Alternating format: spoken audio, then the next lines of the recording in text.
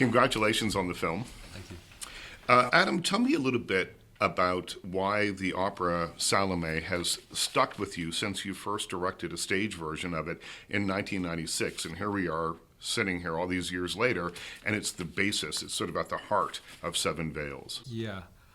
Well, it stuck with me because it technically had to, because the first production was successful and it was remounted and remounted and remounted. Like it very unusual for a theatrical piece to have that sort of a life. Mm-hmm. And so I was obsessed with it when we first put it on, because I had made it between two films, Exotica and Sweet Hereafter, and it seemed to kind of fit in what those films were examining, but from a more visceral way. But going back to it in 23, I knew I needed to do something else with it.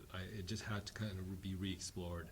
And then I thought of this idea of, okay, all these feelings that I need to address, I'll put it through a character I'm going to create. So Jeanine, that Amanda plays so brilliantly, is really at the core of this reinvention of the original. But I'm obsessed with the story because what Salome does is crazy. Like to want something so badly, to kiss this person who refuses that, and then demand that you have their severed head so you can finally kiss those lips. I mean, that is so like unthinkable, but it is a story that's haunted us from the Bible. Like it's somehow she's filtered through, and all these different artists have kind of like looked at it. So I just wanted to re-examine it, almost 30 years later, and. Yeah, I mean, I feel like you do something like this because you think it will create a great role for someone, and the idea that you can kind of reinvent Salome, like that moment when, and let's just say you don't need to know the story, you don't need to the opera, you can just go into this, but the moment when Amanda's character says that I am Salome, when she kind of embodies that, it's really so powerful for me. And when I first saw this, I thought that it was about the healing power of art. And I'm not sure that's what it is about anymore. I think it's about the idea that you have to use art to confront things that have happened in the past. What's your take on it, Amanda? Oh God, I think that's what art does. It can scramble you. Mm-hmm. It can completely recontextualize everything in one moment. You don't have to be on drugs to see your life in a new perspective. I think it's less about. I mean, I know I do art to. It can be like a therapy, but it's mostly just to challenge you. I mean, that's we make these stories to challenge people, to bring them in, to also to breed compassion, but also it's just like it's a challenge.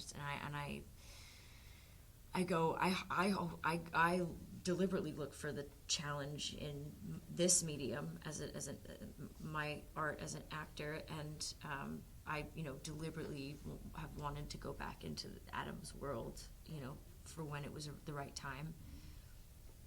And there's so much art happening and so many different levels in this movie that it's almost hard to keep track. But like when you say, I thought it was about healing, it's not. It's just you think it's one thing and then it becomes something else, and all these things start happening to Jeanine, my character, and you just don't see a lot of it coming. But then you start to realize that she's actually creating the chaos because she needs to confront the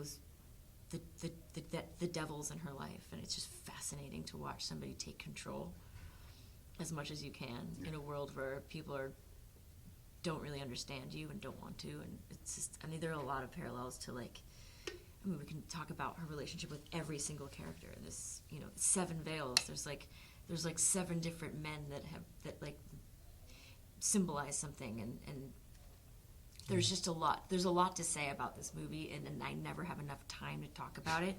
And there's probably stuff that I haven't discovered yet that, I could probably be talking about this movie for the rest of our lives, trying to figure out. Yeah, it's just fascinating listening, because I'm also thinking this question of art is about you're yearning to express something, right? You're trying, and so it does offer a portal, but then it takes you in these unexpected places, right? So,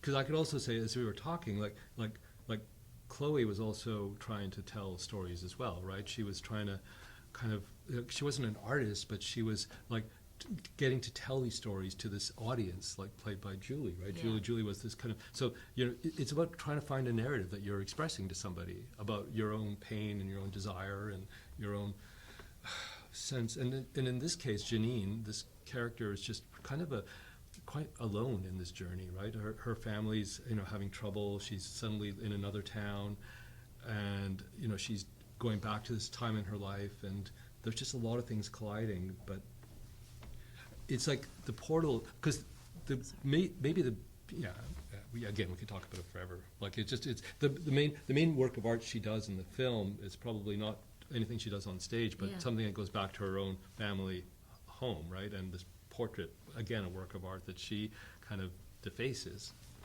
That is kind of. But she didn't know that's what she was looking for. Absolutely not, right? Like she this actually thought that was resolved. That's what's interesting, I think, about this character is that in a lot of movies, like you have this kind of moment where the trauma kind of bubbles up unexpectedly. In this film, like everyone knows what's happened to her, like everyone she's working with, and there's no secrets that are kept actually at all. But what she doesn't expect is that by going into this world of art making, like she's going to not traumatize herself, but these kind of refigure or reformat all of these issues because of this process of art. But that's what you have to do. You have to reconfigure your trauma in order to break through. It's just, sorry. Yeah, I know. We could. You got 10 more minutes.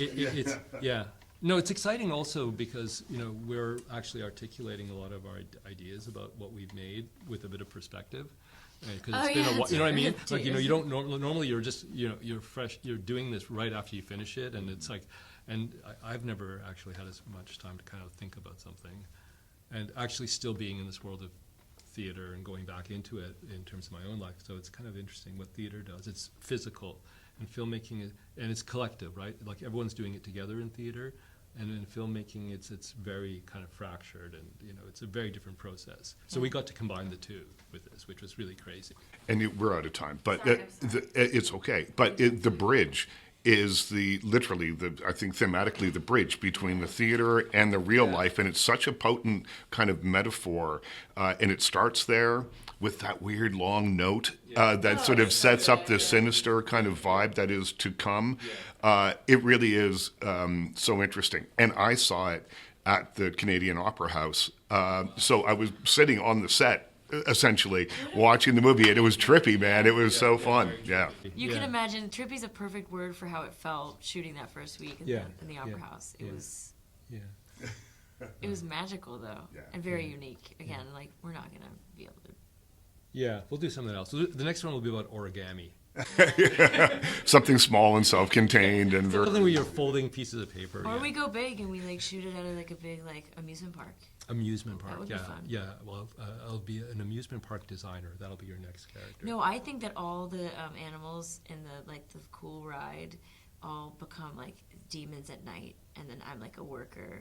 Okay, I'll option that on camera. That's Five Nights at Freddy's, though, isn't it? Kind of, sort of. Oh, wait, no. I had this idea, way before Five Nights at Freddy's. But you're right. Five Nights at Freddy's was in my brain. Took my brain. The most transformative experience I've ever had was when our son was really young, and we were at Euro Disney, and we were the last ride going through It's a Small World After All.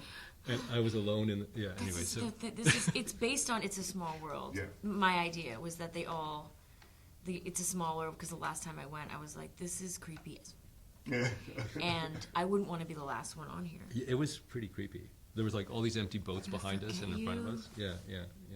Or the Pirates of the Caribbean, or it shuts down. Okay. All right. Alone. Thank you, guys. Thanks. Thank you for this.